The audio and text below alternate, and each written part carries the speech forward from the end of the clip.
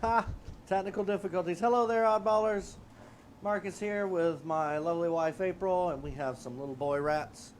This is Gus Gus. This is Gilgamesh. Captain. Gilgamesh. And Mr. Grimm, who is a shoulder rat. So these are three of our little boys. These two are Gen 13s. Gus Gus here is a Gen 12. And they are just happy little boys. Gilgamesh not so much. He's a little stressed. You can see his body language, how he's pancaked here. He's flat to the ground. Can't really get a finger underneath him. Versus the other ones are kind of upright. Well, that's a sure sign. He's a little stressed out about his environment right now. He's like, I don't know what to do. I'm scared, and I'm just gonna lay here. Whereas the other ones are already starting to clean themselves. We'll give him a little bit of cup time. Hi there. Anyways, so we're going to do today's video, and we're just going to kind of cover some tips and tricks on foods to eat, not eat, feed, or foods that your rats can and can't eat, and that they should be able to eat. So yeah. I want to give him a second, though, to calm down. He shot off the table during pre-screening like a rocket and hit the floor. So I want to get him to calm down. As you can see, these two, they're perfectly fine now. They're upright. They're looking around. Yeah, I know. No, you're supposed to go on the table. You're supposed to go on the table.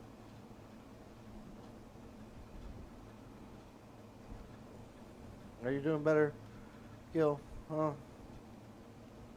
You doing better? And as per usual, if you have any questions, want to ask anything directly to us, want to see something we've previously talked about or anything like that, please do not hesitate to ask. While Marcus is playing with the rats and discussing, I am looking at the log to see who has any questions. So, yep. So as you guys can see, we've started updating our videos a little bit more frequently, and we're starting to make a little bit more production value. We're getting better with it. Every day is a learning process. We look forward to this Sunday, and then we'll have the fourth camera come in next Tuesday, which is great because it will be ready for baby adoptions. Aww. So that we can sit down and show you the babies, and we start getting those adopted out. So that'll be great. Can't wait. So yeah, I think that's. I've almost got him calmed down, and so we like to get our rats out during these videos and kind of show the temperament of the line, how our personal rats are.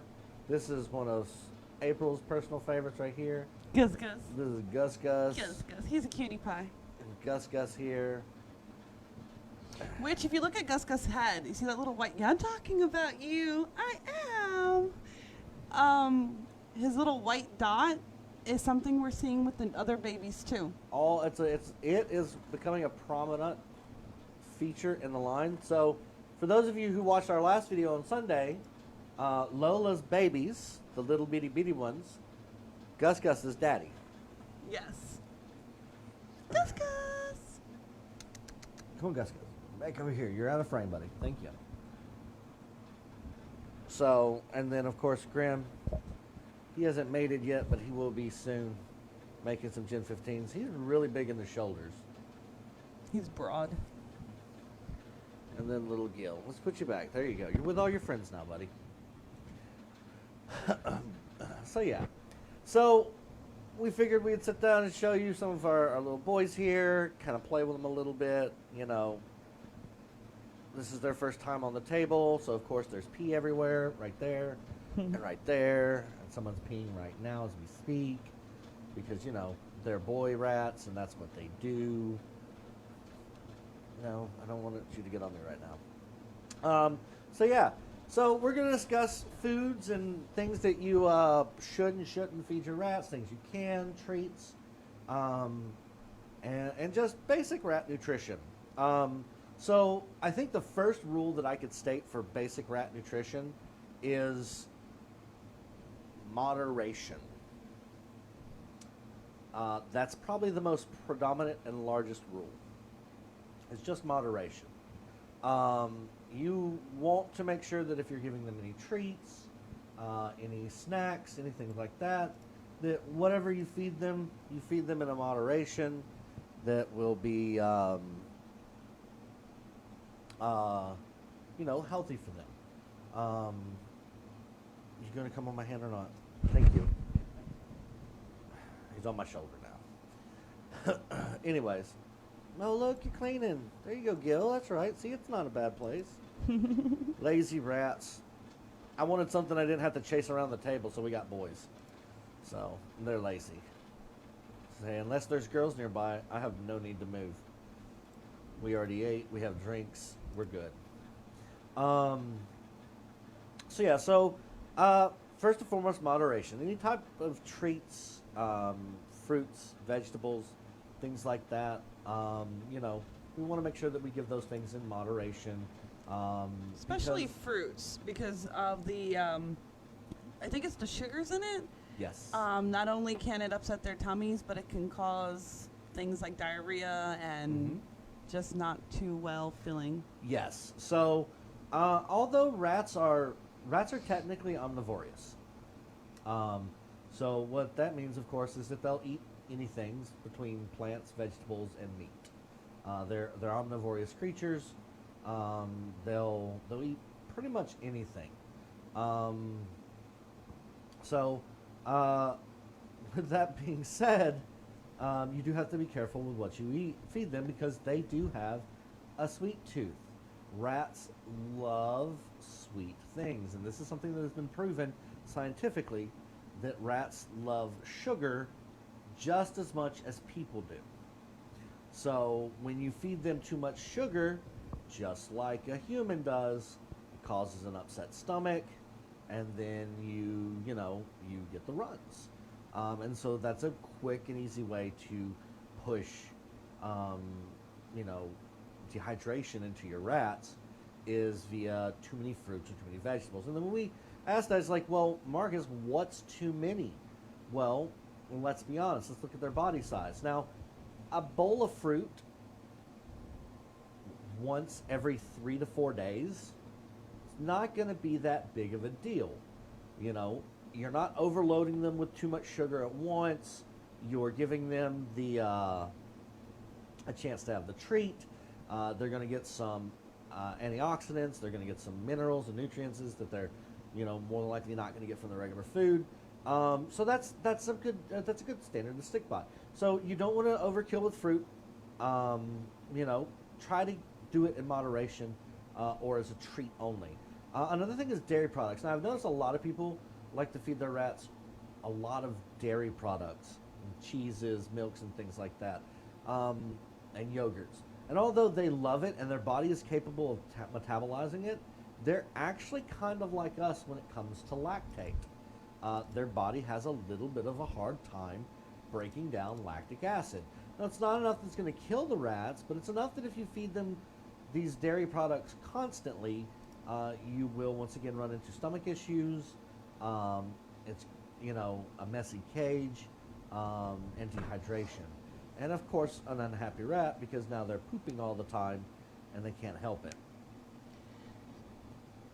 All right, so I'm going to interject, because while Marcus is talking, I have found a study, I'm pretty sure it's peer-reviewed, on rat nutrition, and I'm kind of skimming through it to add in points. But one thing I just came across is the protein section under rats, and it states that the ingestion of additional 25 to 30% versus the 15%, which I believe when they're saying the versus is like commercial, and I have to double check that. What the standard like Oxbow, Missouri, those have a standard of 15% protein. So they have found in studies that if you add 25 to 30% versus 15%, it was found to prevent phosphorus-induced nephrocrosis. I can't even pronounce it, but I took it over here and Googled it. And that big fancy N word is a condition in which calcium levels in the kidneys are increased. Most often, the increase in renal calcium is generalized, as opposed to the localized increase observed in calcified renal infarcts. So basically, what you're talking about is, More protein, better. yeah, and then the issue you're talking about is a calcium-based crystal that sticks in the urethra of the rat, and it causes the rat to die due to renal failure because the toxins can't escape, backs into their kidneys, backs into their bloodstream, and they die a horrible death. And so, yes.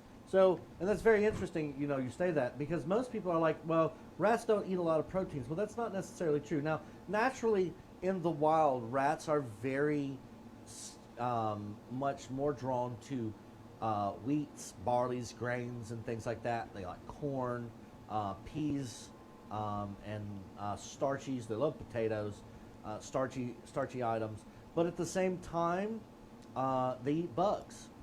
Yeah. They'll feast upon bugs. They'll feast upon the carcasses of other dead animals.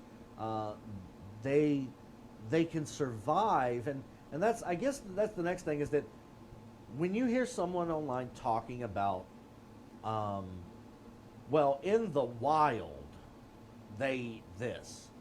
Well, you got to remember there's a large difference between a in the wild rat and these rats right here. They are worlds difference. One, these things aren't chewing my arms off because a wild rat will do that. Two, they're domesticated, so their diet and their needs are completely different than that of a wild rat. So a wild rat is going to be running around all the time, constantly scavenging, hunting for food. Anything that they can get, they're going to try to get it. And if they can't get it, they're going to move to something else. So with that in mind, feeding your rats grains, barleys, and wheats and things like that, that's good because that is a part of a natural diet.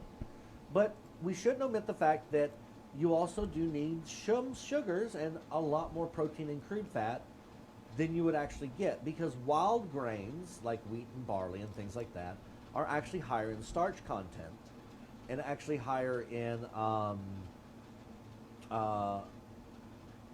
plant oil and plant fat, which is a kind of saturated fat, as you're going to hear a ruffle as I scratch myself. So we want to supplement that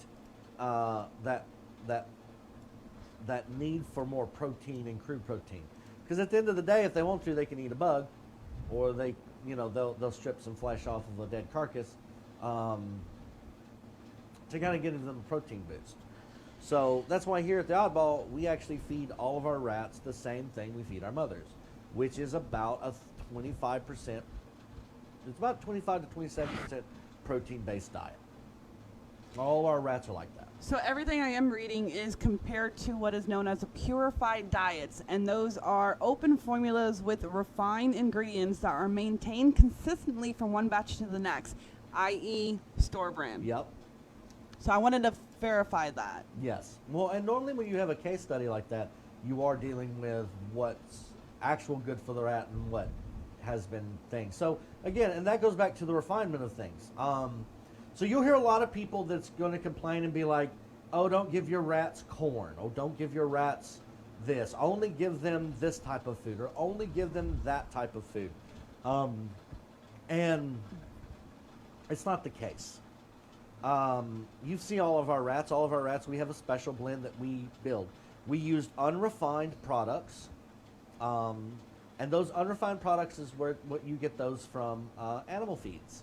Really quick, going to just read this one line off of the article, which towards the end of our feed, I will go and post the link so others can look and read. It's very long. Okay. So this says additions of insoluble, undergradable sources of fiber such as cellulose, oat hulls, wheat bran, and corn bran to rats' diets at concentrations up to 20% do not affect growth. Yep. So, just throwing that out there. That was one of the things. Sorry. You should have the alfalfa study in there too. I don't know if this one has it. I'm going. Like I said, it is It's a quite a in-depth lot. study. Yeah. And again, for anyone who's wondering, well, how do you research your stuff? We Google Scholar everything. We don't believe in, as you can see in the background now, the bunny jumping around. She was in the litter box before, which I I know thought was she was funny. in the litter box pooping, which is good because I like the fact that bunny poops in the litter box and not all over the floor. Here, here. Anyways, so over refinement of a material causes certain losses and nutrients in the material. So we give rolled oats that still have husk on; they've not been husked. We give a chicken scratch, which contains an unrefined barley, an unrefined wheat, and an unrefined bran, as well as corn chips. And then we mix it in with either a high-grade hog food, which normally has vegetables like peas, carrots, onions, and things like that in it, mixed in with other different grains as well as higher protein count. And so that's our typical dietary for our rats. And then we alternate between whole grain, rolled oats, and barley or wheat. It's basically whatever is going to be the cheapest at Tractor Supply at the time. But you know, we try to throw those unrefined grains in there to their diets, and the rats love it. They husk it, they make a mess everywhere, but they eat it. And as you can see, all of our rats are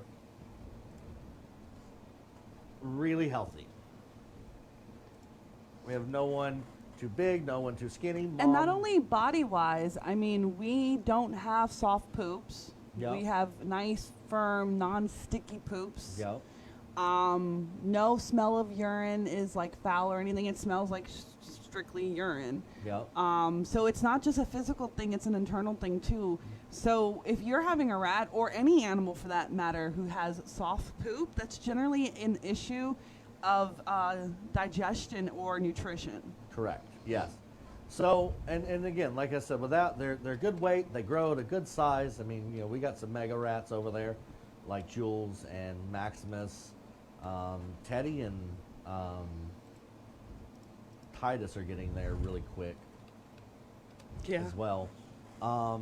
So yeah, and then internally they're good. Their poop is healthy. They have energy. They're just lazy boys. Like I said, I wanted something I didn't have to worry about chasing around the table, so I brought in boys. Yeah, they're pretty just chill. Boys like to just lay around. They're lazy. Until I put a girl up here. If I put a girl up here, it'd be the most interesting thing in the world to see. So yeah. So you want to kind of, you know, now we're not saying that oxbow is wrong. In fact, the only food that we highly suggest against is the Missouri brand rat food. It is known to contain beet pulp. Beet pulp does create uric crystals in the urine, which can cause the blocked urethra, which can cause renal failure and death in the rat. So that's another thing. For those of you out there who are substituting, maybe you're doing cat food or dog food, stay away from dog food. Never do dog food for rats. Never give rats dog food as a treat. We have found all dog food, including high-end like Blue Buffalo, Instinct, and things like that. All of those dog foods contain beet pulp as a way to keep the Cost down. cost down as a binder, and that is very detrimental to rats. They can't break down that pulp. It causes uric crystals, and it can kill them really quickly. Another thing is that out there is that a lot of people don't know is fiber. So if you noticed, a lot of the things that we've talked about are grains, right? And so grains have a sort of a fiber, but the whole grain is what really has the most fiber. And when we talk about whole grain versus versus shelled grain, we're talking about two completely different things. So for those of you who haven't seen a grain, whether it be rice, wheat, barley, rye,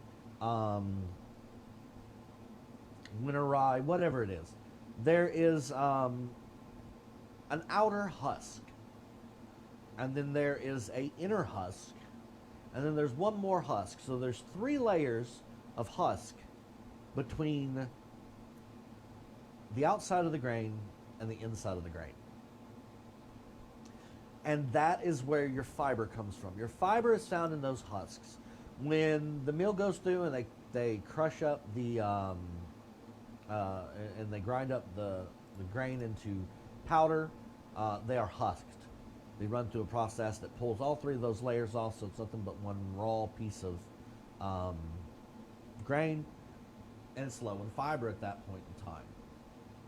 Yes, it has fiber, but it's not near to the point of fiber like beet pulp or alfalfa or Timothy hay. Now, studies have shown that dried alfalfa can have issues in rats, causing blockage in the body and basically blocking their bowel movements. So they won't be able to poop. Everything will back up in their body, and then they will die. So there is studies out there that show that alfalfa raw, not dry, dehydrated, but raw alfalfa, That's what I'm trying to like get. alfalfa sprouts, Because those there, actually have a beneficial mark to rats. It is and it isn't. so that's what I have right now. I have a brief abstract that kind of goes over it, and I'm trying to copy and paste it, but I'm not able to, and that's predominantly because I hit the wrong button. So basically, this is talking about dietary alfalfa, pectin, and wheat barn on colon. I cannot even pronounce half of this. It was a study done on inbred female rats, 344 of them, I believe. And basically, the study demonstrated, it says where is it? Indicated that the effects of fiber in the colon, whatever that word is, and I'm trying so hard to post it, so bear with me, depends on the type of fiber and possibly the fiber mode of action. They have found that in one of them, going back up, the animals fed the alfalfa diet and treated with MNU had a higher incident of colon tumors than did those fed the controlled diet or the diets containing pectin or wheat bran, which is kind of what you were just talking about. Yes. So they all kind of have fiber in it, but there's different variations of Correct. it. And so when I say alfalfa, there's different levels of alfalfa. So you have alfalfa sprout, then you have then you have the second level of alfalfa, which is far grass, and then you have what's known as feed alfalfa. That's when the alfalfa is like, 12 to 15 inches high, if not higher. It's normally what you find as rabbit feed, horse feed, and things like that. And so that's where the issue lies. So, oh my God. I have a tickle in my throat too. I wonder if it's something like it's dry in here. It's dry. It's definitely dry. It's very hot now because of the lights. Yeah, you should have pointed that at you. Anyways, so alfalfa sprouts are actually okay for rats. At that point in time, an alfalfa sprout does not have the same fiber content as it does when it is a full-grown plant. So the full-grown plant is very fibrous, very tough, hard to chew. That's why rabbits love it, horses love it. So we want to avoid dried pet alfalfa, and especially dried Timothy hay. In all truth, avoid alfalfa. It's safer, just to be on the safe side. Alfalfa sprouts are different, no? So that's why I'm saying you should probably just try to avoid it. Okay. I mean, a little bit here and there isn't going to cause an issue because they all emphasize a dietary. Yes. So that's as long part of your dietary regulation. yeah. Yes. So as long as you're not when they're saying dietary, I think they mean it as like a part of their natural, Yeah, like their part base. of their- Okay. yeah. Making sure Part we're of on the their same natural page. daily meal. Yeah. So Yes. as long as you're not doing that, and you very rarely give it, I think you should be fine because And I would say with alfalfa sprouts only. I know, but I'm not finding anything under because I'm looking Alfalfa sprouts, under Google Scholar. you're probably not going to. And here's why. Because no pet brand Does that? uses alfalfa sprout. Alfalfa sprouts are actually alfalfa that me and you can eat. No. So we can't chew on the alfalfa that's there right now. Like I could grab the bunny's alfalfa, rinse it off with water, and try to eat it, and it's gonna mess my intestines up. I wonder. Alfalfa sprouts are when the alfalfa has first sprouted. It's only maybe 4 inches tall. I think I might have found something. I'm Googling it because they may have it in a different name. Yes, I think it has a different kind of name to it than alfalfa. No, it says alfalfa top saponins. I'm Okay. horrible at pronouncing words. I apologize. It's alfalfa tops or roots, which is basically what you're saying, like freshly grown. Yep. So where'd it go? Where'd it go? So they isolated that from the aerial alfalfa plants, Which is the big tall ones, like what rabbits and horses eat. and it says and incorporated into a semi-purified diets, which, as we realized before, purified diets are commercial brands, for example. Mhm. 3 groups of 8 male rats were fed respectively a semi-purified diet or controlled diet, or the same diet containing 1 or 2% of the ATS, which is again that roots and stuff of the alfalfa. Alfalfa sprouts. The former ATS diet was fed for 6 months, the latter for 2 months. During the first 4 days, rats on ATS showed a depression of food intake, meaning they ate less, and 1% cholesterol was subsequently added to all of the diets. ATS ingestion had no effects on food intake after 5 days. Growth or survival, blood uronitrate, serum levels of glucose, creatine, sodium, potassium chloride, CO2, uric acid, calcium, phosphorus, total protein, and a whole bunch of other stuff. I'm going to keep skipping ahead. Determinations. Okay, so what was the moral of that sentence? Oh, there was no effects on all of this. Yeah. And then it says the levels of serum, calcium, and triglycerides were reduced in animals fed 1% of this for 6 months. Post-mortem examinations revealed no differences in gross or microscopic findings among the groups. Thus, this study provided no evidence of toxicity associated with ATS in cholesterol-fed rats. So you are right. I just am wanted to right. verify that. And I'm going to copy and paste that I've one. done my research. So yes, so it's okay to feed them alfalfa sprouts. And again, that's a big difference between alfalfa sprouts and alfalfa tops, or the aerial alfalfa, or like what you would feed your rabbit, or your horse, or your guinea pig. I will say 100%. Do 100% stay away from aerial grasses, Timothy hay, aerial. I got something in my throat. I think I need a glass of water. It's not in your throat. It's actually from the room because I feel it here too. Or, I don't know. Maybe something we ate for dinner, having Yeah. allergic reaction. Yeah, the Italian. Yeah. Anyways, stay away from it. Will kill your rats, and it will kill them slowly and painfully. So if you're out there, there is several brands. Now, note, this is the very important part. When we're out there searching for rat food, if you can't afford Oxbow, and only reason why we push Oxbow, we still have a little bit about it. We have a little iffy issue with Oxbow. We just haven't been able to find the research that we had done because someone lost the pages. Hey. So that we can sit down and show it. But, out of all the rat food out there, Oxbow is probably the safest.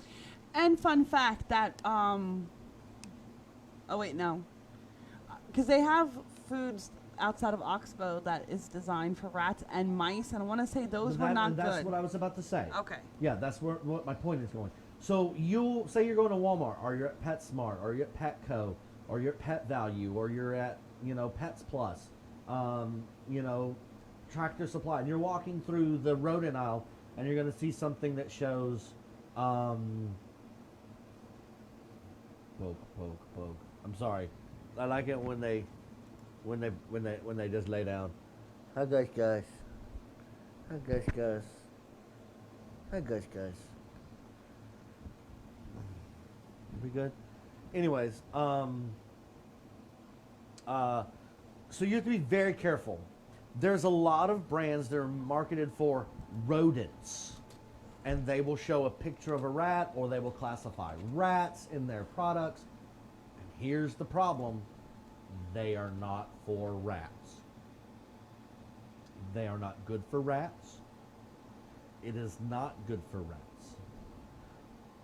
The biggest, most notorious brand that does this is Snack Shack. Snack Shack uses honey, Timothy hay, alfalfa, and it turns it into a slurry and a paste, and it makes these dietary houses that they can eat.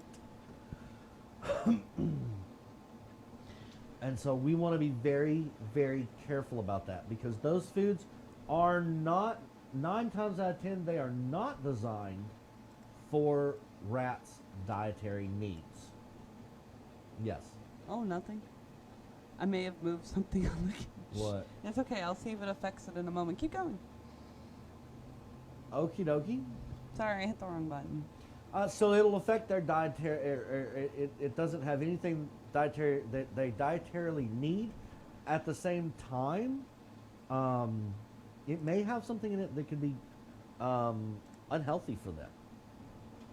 And so, we want to try to avoid those foods. Now I get it. If it's one of those things where, look, I can't afford the Oxbow, it's very expensive. I have 5 to 6 rats. We can most certainly give you our mix, and we're constantly evolving it and changing it. You know, we'll go around and we'll buy a bunch of dried peas from time to time, soak those up in water, so that it gets all the starch out of them, boil them up, and then re-dehydrate them, which changes their change out their consistent. What? We can do that. We do that from time to time. I like buying the oatmeal that you would get, like the Quaker oat. yeah, not the pre-instant ones. Yeah, But- like the raw oatmeal. And giving that to them as a treat every once in a while. What are you pointing at? It's exploring. Oh, the rabbit left the room? Yeah. Oh, look, she came back. That was short-lived. Anyways, come here, Griff.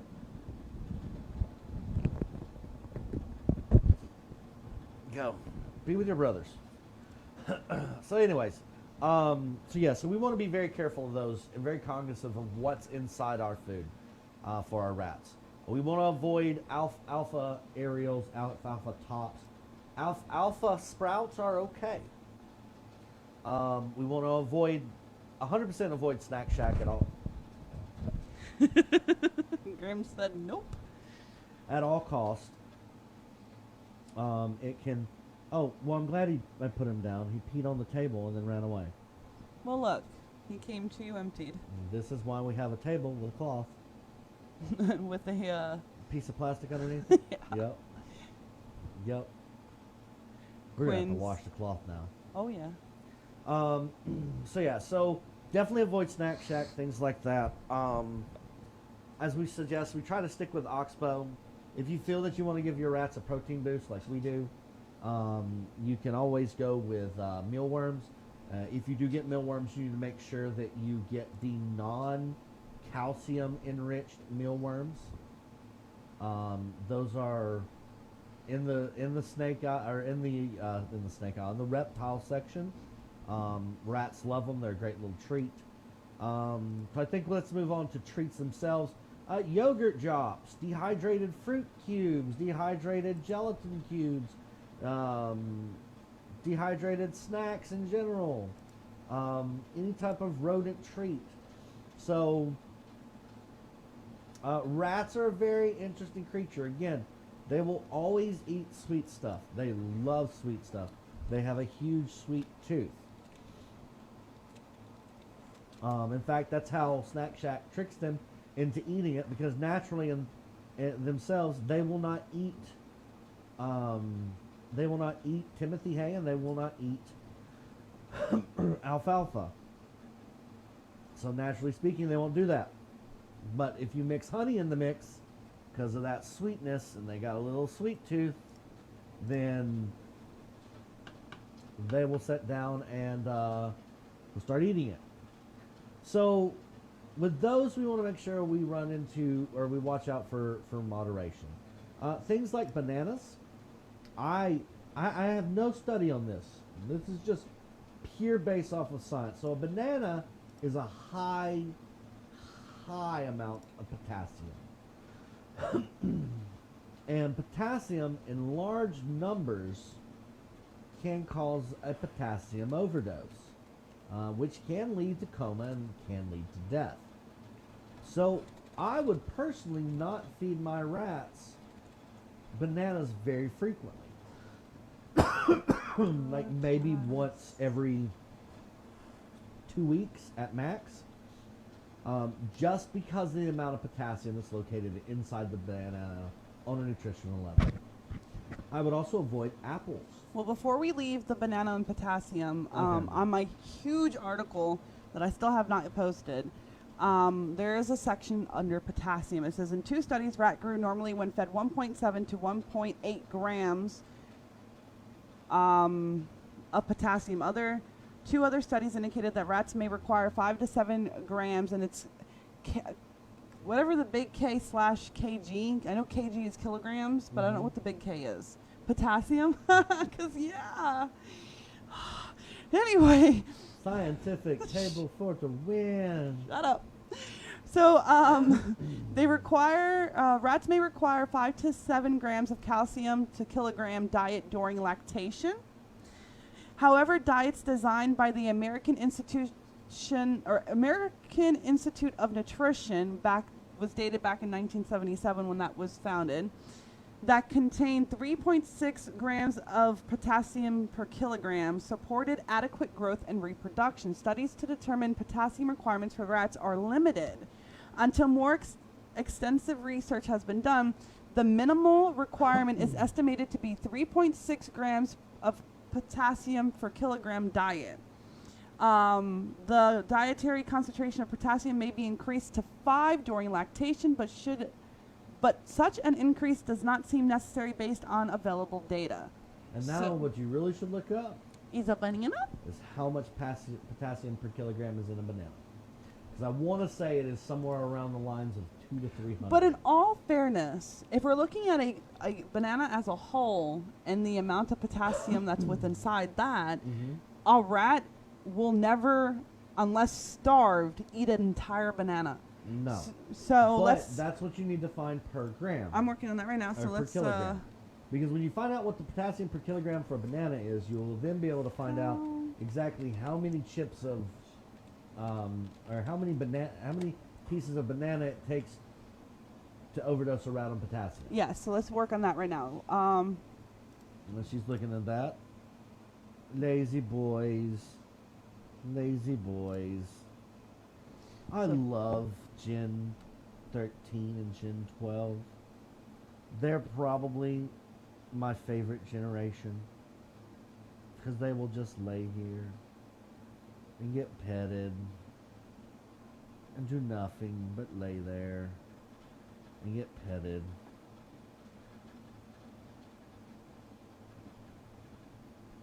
Hi guys. Oh yeah, them chin rubs. Gotta love those chin rubs. Hold on, this is comparing it to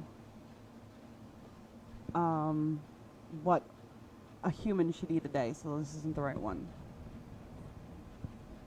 Oh. And of course, bananas also come in different sizes, so this is making it has calcium too. Yes. Bananas have calcium, potassium, nitrate, a form of silic acid, I think folic acid,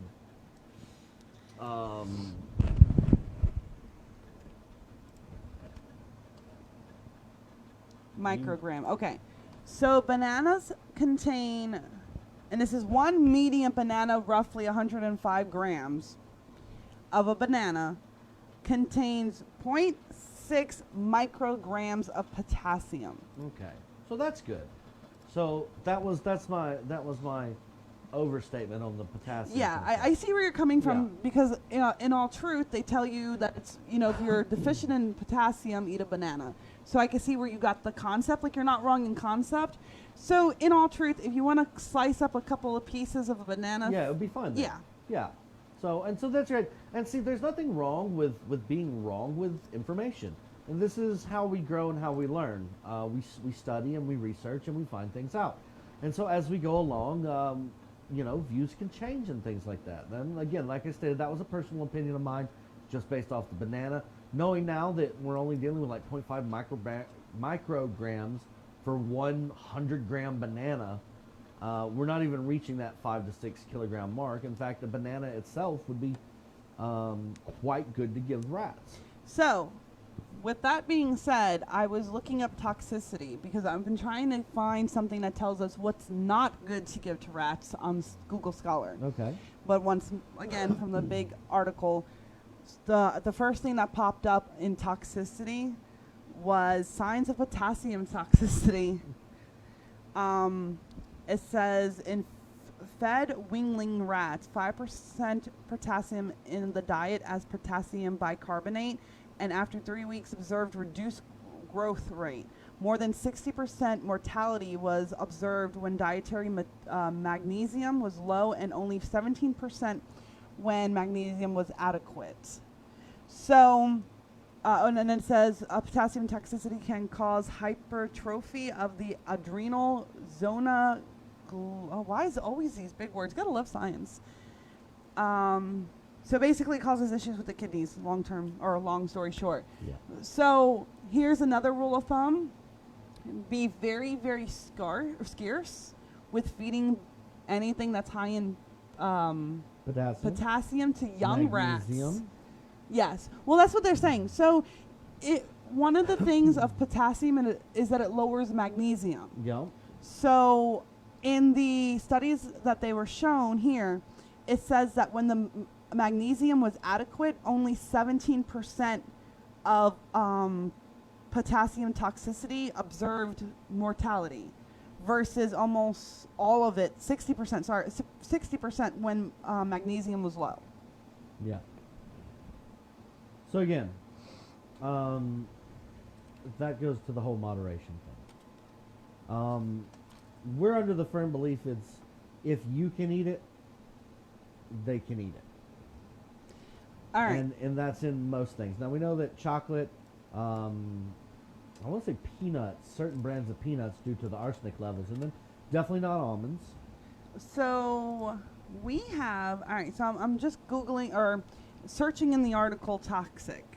So xylose is a sugar isolated from wood. Mm-hmm. It is used often in diabetic sweeteners in food and beverages. That, according to this article, is toxic to rats. Oh, hold on, Bigsby. I don't know why you decided to answer me. That's toxic to rats. So sweet and low, artificial sweetener. Yes. So Yeah. that's one thing. Sweet and low is made from things like that. Any of your artificial sweeteners are made from wood sugars. All right. So there's talking about potassium, chlorine. Hold on, because when I put I the actually also, if I remember correctly, I did see a study that states that rats can become addicted to artificial sweeteners. I'll have to look that up. But hold on. So this, on a completely interesting thing, when I do post this later, apparently there are signs that you can look out for like sodium, iodine, chlorine, all stuff that is naturally in foods that our rats would eat. Mm-hmm. This actually goes through the signs of all of The those. toxicity Yep, scale? of all of them Which independently. actually kind of good, because I mean, you just touch base with a lot of things. I mean, again, you know, as a pet owner, you're the one who's controlling the diet of these creatures. And so we try not to stem too far outside of the realm of what a natural diet would be and a necessary diet would be. So they need extra protein because they're not naturally running around in the wild, having to scavenge. So they need a little extra protein. They need a little extra crude fat. Fat is not bad for animals. Fat is great for animals. Fats give them good, healthy coats and a well physique, as well as it helps facilitate the liver and other fatty tissue organs. And that's one thing that I think if you're interested in learning something about your rats or you want more details or in depth, Google Scholar is going to be probably the best starting point because unfortunately they've studied rats for decades and decades and decades. So I think that's I think we could call it centuries. They've studied them for centuries. okay. Hundreds of years they've studied rats. So they're very much familiar and aware of the do's and don'ts because of how long they have been in scientific laboratories. Correct. So yeah. So unless, I mean, that's pretty much, I would say, anything outside the realms of wheats, barleys, rice,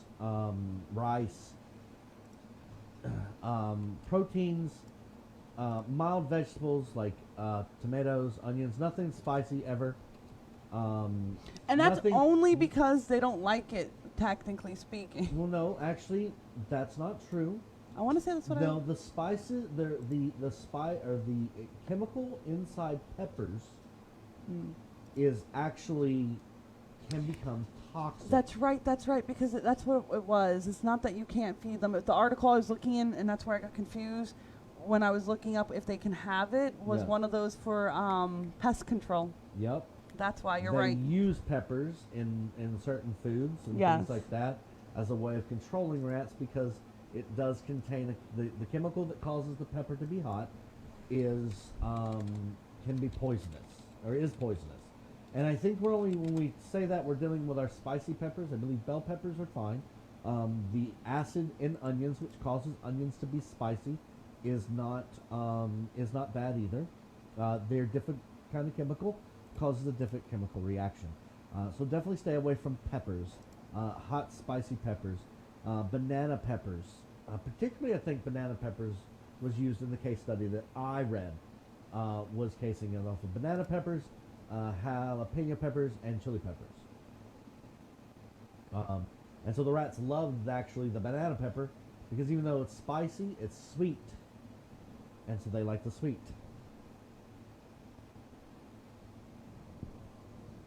Yeah, I'm still through Google Scholar. I'm having a hard time. Oh, finding good foods and avoiding bad foods. Does it help to associate with experience? Nope. I think this is taking rats and comparing them to humans. Oh, no, that's not even rats. Flocks of male red-winged blackbirds. Okay then. So I think here's our suggestion. We got to start wrapping this up. And again, we're going to try to start doing more part videos of this. We'll get more in depth into it. April's going to give you guys a couple of reference sites on. They're all in the posted now, comments. Okay. even the large article. And then I think what we should do is we should go ahead and post those after the video as works cited for them, so that they can utilize that and look at that actually on the page. So after the video post, we'll go ahead and post it as a regular post as well. Okay. So that way that information is available.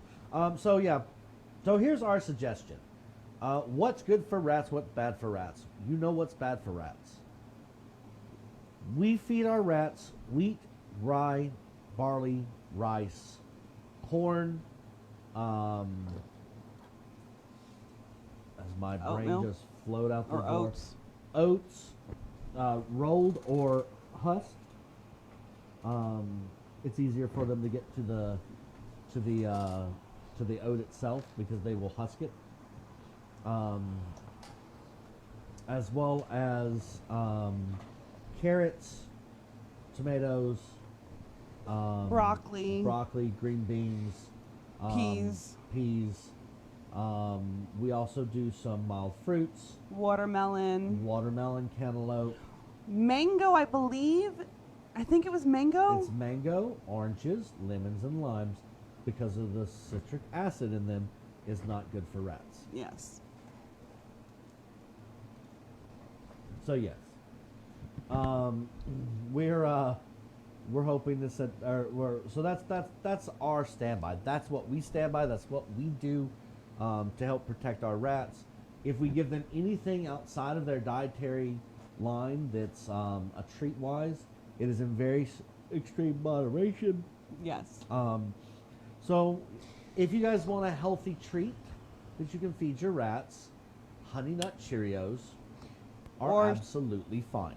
Again, but you don't want to go too crazy with them. Correct. Because again, it is because of the sugar content of it. Yes. But Honey Nut Cheerios has got a honey base to it. It is made out of oats, and it is a good treat. They love it. It's got the sweetness, but it's got nothing else in it besides the sugar that's really that can potentially hurt them. And it takes a lot of sugar to hurt them. Yeah. Also, it's ideal, depending upon the size of your rat, to break them in half or in fours when you're doing like little tricks or bonding, so that they don't get all of filled up really quickly, and you can work with them a little bit longer. Yeah, we learned that the hard way. Yes, they're just cuddle Well, buddy. yeah, they're lazy rats. They're boys. I told you I wanted something lazy. Yeah, I you wanted got something it. that's not going to run around. The only one who's kind of running around a little bit is Grim here. I mean, do you just see that face? He's cute. That's an oddball rat right there. They all are. All right. So, do we have any questions this time around? Actually, no, none of our viewers had any questions. I think it was just an absorption. Well, good. And again, if you guys want to kind of message us and kind of see what we do with things, we're glad to always give that bit of advice. The more information you have as rat owners, the healthier your rats can be. And at the end of the day, that's what we all want, right? Oh, yes, definitely. Hold on, I wanted to get that. I keep being chewed on. By what? What do you think? The rabbit? Yeah, the larger rodent running around. Oh, you're getting the side view? Yeah. Yep. So, so yeah. So while you guys are at it, be on the lookout. This Sunday we'll do a video. We're going to delay the live stream 1 week for the adoption live stream. We were going to do it next weekend. We're going to do it 1 week from now. And that way we will have the other camera so that we can do close-ups on the babies themselves. So you guys can see. You yawn apparently because I He timed that nodded perfectly. brightly in the camera. Every detail on the baby. Stop chewing my shoe, Quinn. She's chewing my shoe. You can see Grimm's getting ready to jump you again. Yeah, he is. That's why I put my hand here. Give him the option. Okay. So anyways, so always make sure that you follow and like the page. Share us with your friends. Did you just hit your leg into the chair? No, I hit my hand. Oh. Almost said Share arm. us with your friends. Let them know we're here to show people what rats are really like. What? I'm sorry. Noble is there, and he was looking cute, so I thought he was in the shot. Never mind. I'm sorry. I distracted you. Oh, the hamster. Yes. The hamster. Anyways, they can see how our rats interact and how our rats act. And again, I did pick boys this time because they are lazy. As you can see, they've pretty much stayed in this general vicinity the whole time. That's because they're boys. Boys are lazy. They don't like to do much moving unless it's for the ladies. Like, they're not even much for moving for food as long as they're well fed. So yeah, check out our Patreon as well. We have the link posted here in the Description. description. So if you join us with our Patreon and you help support the Rattery, you get access to special adoption live streams that will be just for you, or just for patrons, as well as a sticker and some other things. I can't remember what else we have on there. And all the packages are named after our rats. So if anything, you can go there and kind of look at pictures of our rats, and then maybe donate. Who knows? So with that being said, guys, I'm gonna head out for the night. So is Miss April. So you guys have a good night and a good weekend, and we will be seeing you Sunday.